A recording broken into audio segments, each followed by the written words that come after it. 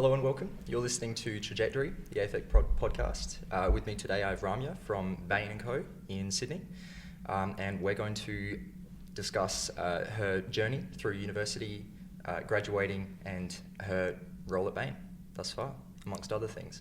You can find us at Apple Podcasts and Spotify, Facebook and YouTube.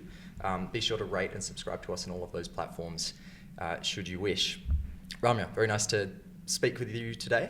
Great, thank you so much. It's a pleasure to be here and talk to you a little bit about my story and my journey. Obviously, my experiences at Bain as well as part of that. Brilliant. Okay, so it's probably good to start off with what exactly does Bain do and what is your role there? Yeah, sure. So Bain is a management consulting firm. We're based out of Boston, but we have over 50 offices around the world. And the main role of a management consulting firm is to help businesses solve their most challenging problems. And we're able to do that because we deploy small teams who quickly understand the business and the industry and are able to deliver speed to insight. And that's what we do. Brilliant. And your role at Bain, what is it that you do as a consultant there? Yeah.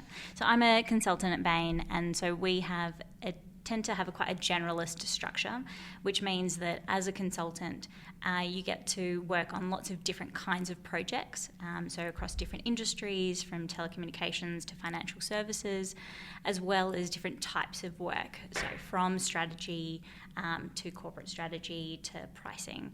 And what that allows you to do is work across lots of different projects and for lots of different clients, and kind of build quite a generalist skill. Brilliant. And did you always see consulting as what you would end up doing? I suppose before university, it's not a super common thing to know about consulting, management consulting in particular. It's not. And I didn't know about management consulting until my final year at university. So I studied a degree in commerce and science at USyd, just 3 hours down the road from here, and I only learnt about management consulting in my final year, and I was really interested in a career that would leave me a lot of open options, and consulting provides you with that. So it allows you to develop lots of different skills and problem solving and exposure to lots of different industries, which means that you can delay that decision a little bit longer before having to specialise any further. In terms of, so you're working on a project, you've got a general set of skills, but the project requires some kind of specific knowledge about something. Is there a system in place that you would, go to some educational institution, or you would get on-the-job training? Is that so most of the training that you receive at Bain is on the job. Being quite a large firm, we also have a lot of training, so specific kind of training that you go to. So we do global trainings every year. But the best way to learn is really by watching other people who are experts in their craft. And so what we do is we don't necessarily accumulate a lot of industry-specific knowledge, but more general knowledge around how to solve problems. And so when we first go onto a client site, we're usually using the executives of that firm who have lots of specific knowledge and trying to extract that out to help them think about how they may solve the problems that they haven't been able to so far. So we have a really rich data set of thousands of partners around the world, thousands of projects and clients that we've worked with, and so we can access that and use that to help understand the problems that our clients are facing and build a solution for that. Right. Well, clearly learning and being able to learn effectively would be core to all of that, right? Yes. So before university or during university as well, were you a good student? Yes, I was. I was a very good student. So I come from a Sri Lankan background. My parents were migrants. And so that means, education was instilled in us as an incredibly important part of our childhood. And so, we studied a lot, we were very good at maths, and it also kind of fostered this kind of curiosity as well. So wanting to learn, being interested in lots of different kind of subjects and areas. And you need to have that curiosity to be good at management consulting, because you get thrown into lots of different situations in industries and areas that you don't have that much knowledge. So recently I was working in financial services for a company that issued credit cards. Like, I have a credit card, but I don't know that much about credit cards and payments and transactions. And so it meant that you just have to be willing to, pour through the research and try and understand as best you can to help produce insights and be able to share that with the client. So you've got to be willing to really go outside of your comfort zone. Right. So you left school. Yep. You're a good student there. You went to university. What did you study? I know you mentioned science, was it? Yeah, so I studied commerce and science. In commerce, I studied econometrics, so economics and maths together. And that was a natural kind of subject for me because I was already very good at maths and it was kind of playing to my strengths. In science, I studied psychology. I was really interested in people and the complexity in which kind of people make decisions. It's never as kind of straightforward as or binary in the way that kind of maths can be. And so I enjoyed doing those two different subjects, which kind of helped me kind of broaden my sphere. Why were you drawn to doing, I suppose, the econometrics side? That's kind of an interesting, subject in itself, and obviously a very complex one from what I understand. Is that something you'd had experience with at school or from your parents? I think I was always good at maths, and my dad was also very good at maths, and so I kind of learnt that a lot from him. And at university, it was a great opportunity to kind of play to my strengths on one side and do econometrics, but then also kind of satisfy my curiosity and willingness to kind of explore new areas that I wasn't necessarily good at, but allowed me to develop a new skill set. And so the econometrics allowed me to kind of focus on a base and develop that, and psychology allowed me to kind of explore further. So would you say that a lot of what you studied you put into practice, or is it more the frameworks and the ways of thinking that you... I think it's, as you mentioned, I think more the ways of thinking and framework. So the content itself, you forget over time unless you practice it day to day. But a lot of the frameworks around thinking about how to have your ideas challenged, to debate them, to engage in complex material, to be able to reframe them in your own essays and take that and apply that in exams.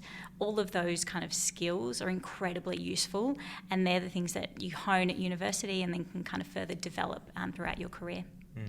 Do many students who study science become management consultants?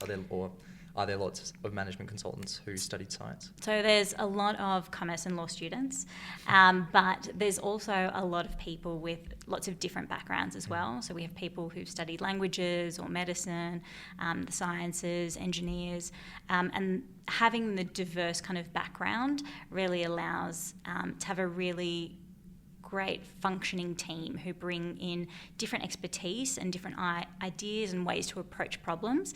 And that's what you want, is to have diverse teams coming together to solve problems. You don't want everyone thinking in the same way.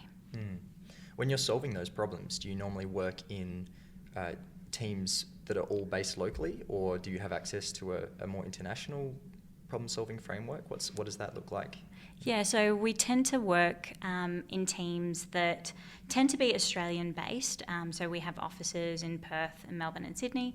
And so you tend to have a team that comes together across those geographies to work on a problem together. And usually it might be kind of 4 to 6 people. But over the last, I think, few years, what we've also seen in management consulting is the way that we solve problems is changing. We're using a lot more data analytics and kind of digital technologies, thinking more about kind of human-centered design and the customer experience. And all of those facets are really kind of coming in together more. So instead of it just being quite a generalist team only working together, it's more about pulling in that expertise. So calling up the design team in San Francisco and getting on a call with them and then asking them how they might think about this problem and approach it in a different way. And in that way, accessing those global resources and the global frameworks to help you kind of think about the problem in a different way. You mentioned that your approach to problem solving is changing. Do you think there are many, what degrees would you say, or what things, maybe not degrees, what things could you study, say you're in our position, that would lend themselves towards this changing view? Are there certain degrees that lend themselves to that, or is it more just a framework that you build up in any discipline? I think it's a really good question, and I think about that a lot. I've got a little 2-year-old daughter, and I always think about, what are the things that she's going to study and learn. And I think regardless of what you study, the ability to kind of really commit to it, really engage, push yourself, think, work with other people on those problems is what really helps you. Content is always kind of changing, and the things that you learn at university within 5 years, some of that is reimagined or rethought.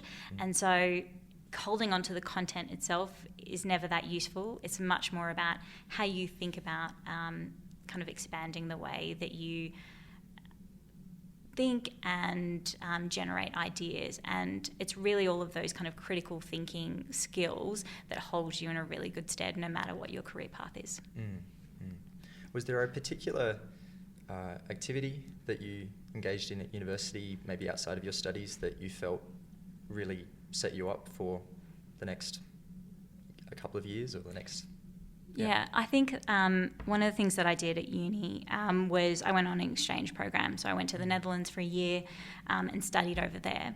And in the lead up to that, I worked 3 part-time jobs and tried to make sure that I could save enough and, scrimped and did all of that so that I could go overseas and have a great experience. And I think the thing that I learnt through that was, applying kind of hard work to get you to that position, but also working with people who don't think the same way as you, who come from a different background, and being able to engage with those people and see how their background is just so different. So things that you take for granted, the way that you communicate, the kind of slogans and idioms you use, as soon as you go over to Europe, it's completely different and you can't express yourself in the same way. And it's a great way to understand also and be grateful for all the experiences that you have at home that have set you up so well to succeed in other environments. And so learning how to be kind of flexible and adaptable, work with new people from different backgrounds, kind of challenge yourself. I think all of those things I got to experience being on an exchange program. Right. Is there, so that's one way. Are there any other ways you would recommend people develop that ability to be flexible and open-minded when it comes to dealing with people who come from different cultures or backgrounds or disciplines? I think it's almost in some of the small kind of incremental things that you can do. I think at kind of this stage of, being at university and kind of thinking about your first kind of jobs and kind of building out your career, you have the ability to take so many risks and so many chances. And it doesn't have to be huge risks. It can be talking to someone in your class that you've never spoken to before and engaging in a new conversation. It can be taking a subject that you might not be great at, but you're really interested in the content. It could be, applying to a different program or a scholarship or something that just pushes you slightly out of your comfort zone and into someone else's sphere. I think is the best way to start to develop that adaptability and flexibility. Well, before we move on from university, probably a question I would like to know is, you mentioned you were good at maths and that was sort of an expectation in your family. Yeah. How would you say you go about improving at mathematics? Because, I know as someone who has never been strong in mathematics, I'm studying law commerce, so there's a reason for that. No, but it's a skill that seems very different to what I've maybe been good at in the past. And I often speak with friends about what is it that you've managed to find. Do you think there's a way that you can improve in mathematics? Is there a really tried and tested way? I don't know if there is a secret sauce that if you just sprinkle it, you will become good at maths. I think for me it was seeing my father.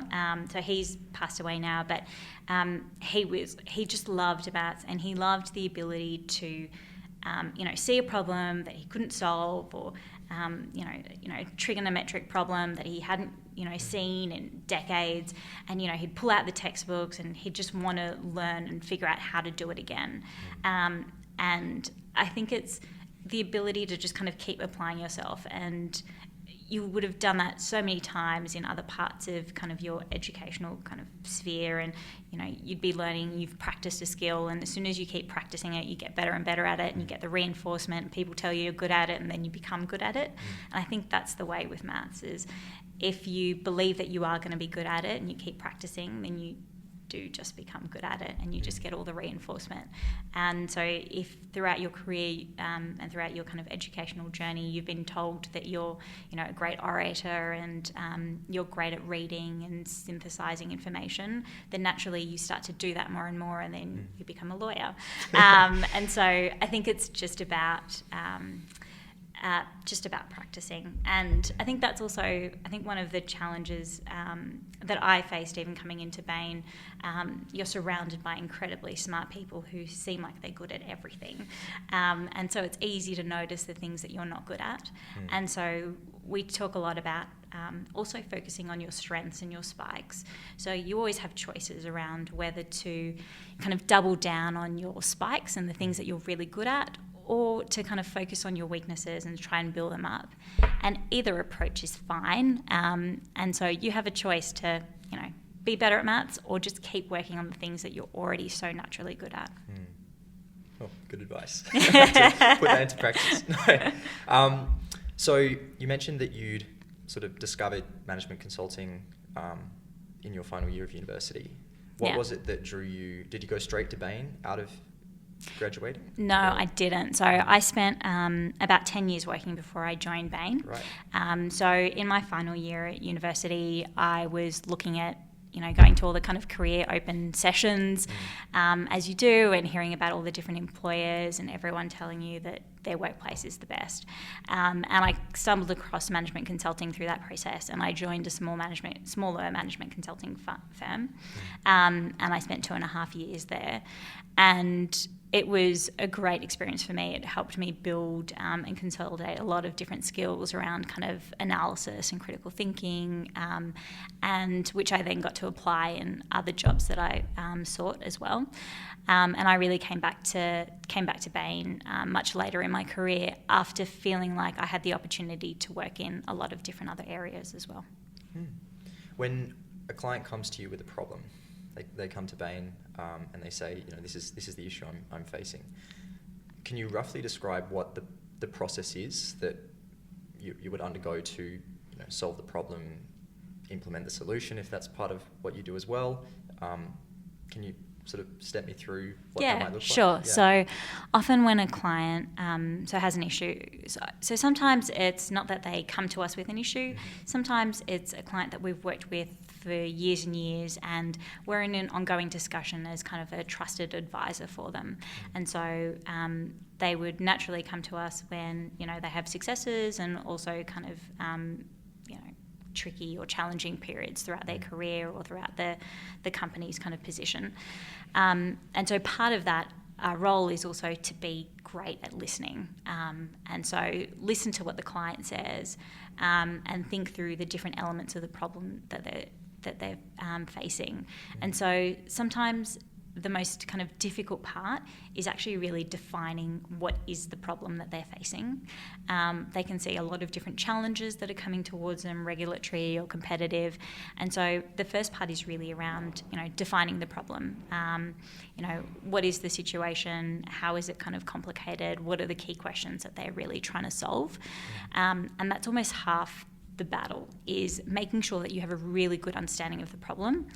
And then from there, you can then think about how to actually solve that. So the way that we do that is we'll usually work with the client to think through what are the key elements of the problem, and then how would we go about solving that. And so we kind of define a kind of scope of work with them, and then think through how would we actually tackle that. So is the best position for the company to tackle that themselves, or where can we really differentially help and leverage our expertise. We don't want to do work just for the sake of doing work. We don't want to write reports just for the sake of writing reports. We really want to help our clients achieve the results that they want to see. So after we've kind of gone through that process of defining the problem, then we'll think about how to best solve that and where we can really fit into that. And so then usually from that kind of scope of work, then we'll develop a work plan and we'll kind of define the key kind of chunks of work that will help take us to the desired kind of answer. And what we try to do is work really closely with the client. As I mentioned before, the clients are the ones that have the deep expertise and knowledge of the industry, and what we're bringing is kind of frameworks and critical thinking. So we really need to work kind of hand in hand. So usually what we'll try and do is we'll develop something that we call like an answer first, which is, given the information that we have, how do we think we would solve this problem and what do we think the answer is? And often that answer first is not completely correct. There's always kind of gaps, and that's what we'll continually test and refine. So we'll test that with the client, we'll develop new information, and we'll kind of go through this cyclical kind of process of continually refining what we think the answer is until we get to the end of the case. We've got all the different pieces of information, we've done all the big blocks of work, we've continually iterated and evolved that with the client, and then we get to a point where we have an answer that we can kind of share with them and then think through what's the next stage. So do they have a clear answer to the problem that they can now execute? How can we help them execute? Are there more questions that have unfolded because of this? Is there a new problem that we kind of need to define and think about? And so we can then help them do that too. It seems like research would be a large part of what you do as management consultants, because, I mean, I know studying business at school, in our textbook we had the various graphs and charts and things that Bain, BCG and McKinsey had created over the years. And as part of this sort of canon of business management, is there a division within Bain that's specifically dedicated to researching the industry, researching new problem-solving methods and frameworks, or is it more on-the-job sort of data collection? Is that that's a really good question, and I think so I mentioned that I started my career at a much smaller management consulting firm, and there it was all kind of just on the job, and a lot of the information and analytics was kind of housed in the minds of people.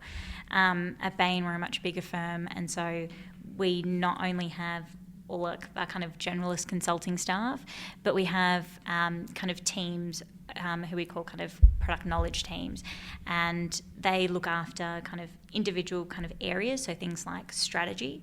They'll look at all the different strategy projects that we do, and they help to kind of think through if we have any issues around a new strategy project, who best to talk to and what are the best analogies around the world.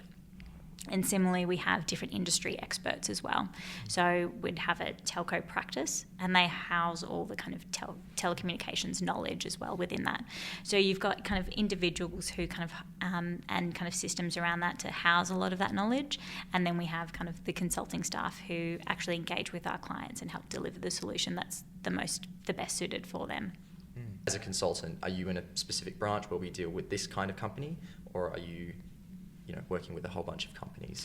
So as a consultant, you tend to work with a whole bunch of different companies, and that allows you to at least, I guess, see what is similar and different about the different companies and the different industries, because often some of the problems that are faced in the financial services industry might end up being kind of similar to the ones that you'd face in telecommunications, but you wouldn't naturally see that unless you started to work in multiple projects across different industries.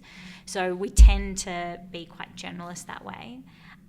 But our clients are also, incredibly smart, capable individuals and teams, and often they're really focused on operationally kind of executing, that we give them kind of an extra kind of pair of hands and legs to kind of get in there and kind of think about a problem that they might just be stuck on, or they just need a new perspective on as well, and we can kind of be that sounding board for them. And so within kind of professional services, so that includes kind of management consulting as well as all the other kind of service areas as well, really the role is to think about our clients' needs and kind of tailor what we know and what we've seen elsewhere to help them deliver what they need. Have you found that within, obviously Bain is a company, right? And you work with a whole bunch of companies helping them solve their problems. Bain, I imagine, has its own problems. Yeah. Have you noticed a lot of organisational change since you first started there? Yeah, that's a great question, and I have.